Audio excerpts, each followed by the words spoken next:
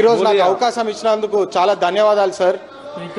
35 సంవత్సరాల క్రితము కాకా వెంకటస్వామి గారు అప్పుడు పెన్షన్ రిటైర్డ్ కార్మికులకు, సింగరేణి కార్మికుల కోసం పెన్షన్ అని చెప్పి ఆలోచించి వారు పెన్షన్ ఇంట్రొడ్యూస్ చేసినారు సార్.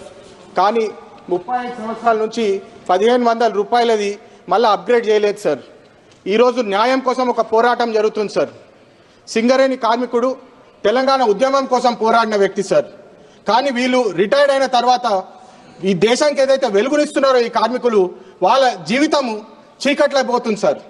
1500 రూపాయలతోటి ఈరోజు ఒక రైస్ బ్యాగ్ కూడా రాదు సార్.